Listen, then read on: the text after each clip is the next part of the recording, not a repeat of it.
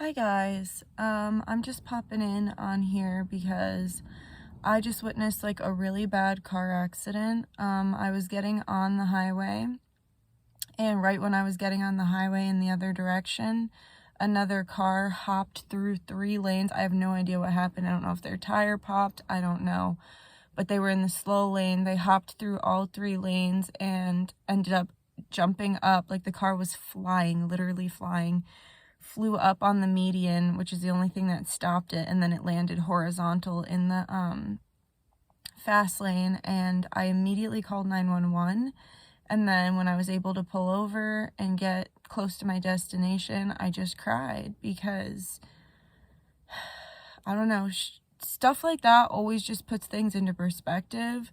For me personally, I was in a really bad car accident back in 2016 where a woman hit me head on. A woman who was twice my age, old enough to be my mother, hit me head on. It was entirely her fault, but she tried to blame the whole thing on me.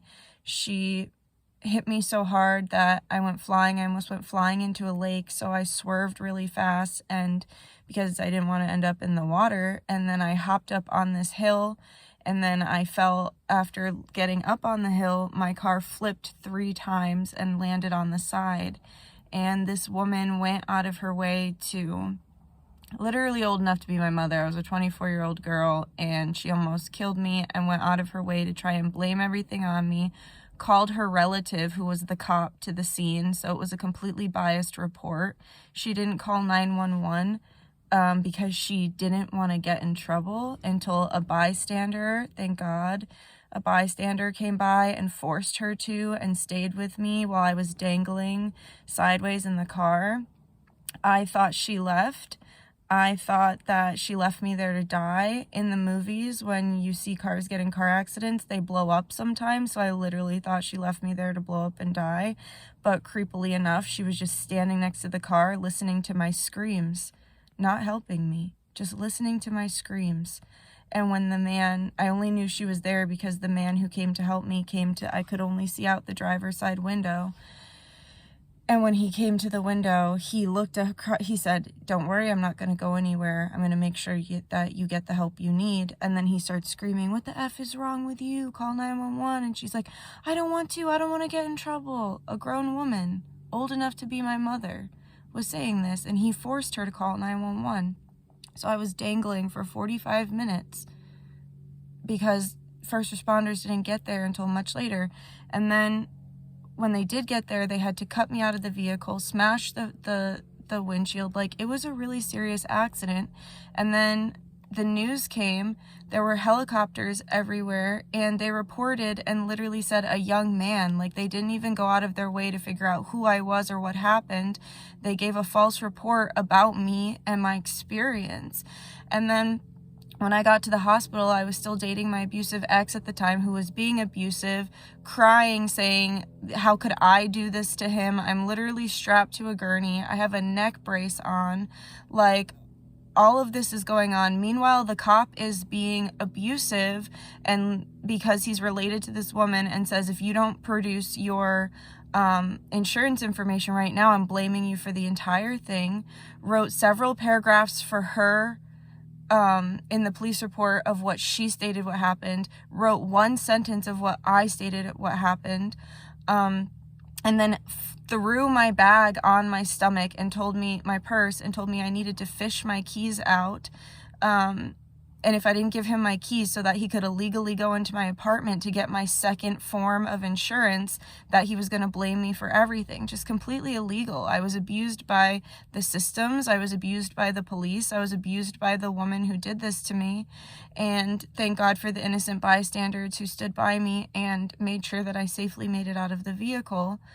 And then on top of it, honestly, I could do a full story time on it. On top of it, someone who had just gotten in a car accident was rushed into the room next to me, and he had lost his arm, and his significant other had died.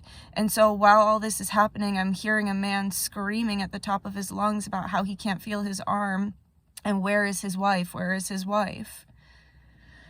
So, like, that was my experience with the car accident. And so when I saw this car accident today, I immediately called 911 on Siri. I gave all the information, and then I just broke down. Like, I just cried.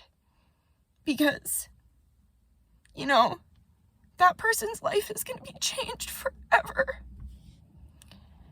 And I'm almost grateful that I saw it, so they don't have to go through the same thing I did, so they can get help immediately and not have the same experience that I did. And the reason I'm telling you all of this is because I've been so angry lately. I have not been patient with people because people haven't been. Either they haven't been patient with me or they have not been nice. And I spent all morning angry at someone I love because they've just been really mean to me for like the last month and a half, and I was at the end of my rope. And so I was mad. And I was thinking about how mad I was. And I was thinking about how I'm not putting up with this anymore. And then seeing the car accident just put everything into perspective. Like, I'm not actually mad at them. I'm sad for me. I'm sad for the way the world has treated me. I'm sad for the way my loved ones who have hurt me have treated me. I'm just sad for a lot of the experiences that I have had. And constant abuse has made me begin to lose my humanity. Like, after that car accident, I lost all faith in humanity, and I no longer wanted to be here at all. I didn't want to live in this world after that experience. I lost all faith in all humans. And what I'm saying today is, don't lose your humanity. No matter how much this world beats you down, no matter how much you get hurt, no matter how much goes wrong, no matter how much you suffer, don't become the thing that you hate. Don't become what hurt you. It's not worth it. And living in anger and resentment, it's not worth it either. Plotting your revenge, taking advantage of people, hurting others, it's not worth it. Even if it feels like they deserve it, or it's some kind of justice that you want to create, it's not your job. Your job is to make better decisions for yourself that others couldn't make for you. So if others aren't choosing to treat you well, it's your job to make the decision to remove yourself from that situation without any malice. If others haven't shown up for you the way that you need them to, it's your job to show up for you. If others have stolen or taken from you or abused you, it's your job to make sure that that doesn't happen to you again. But it's not your job to get back at them. It's not your job to hold resentment. It's not your job to hurt them back. And in a time where everyone is suffering, everyone's hurting, and everyone's at the end of their rope, do the right thing. Be the bigger person. And I know it's so tiring. It's so tiring when there are so many people doing the wrong thing.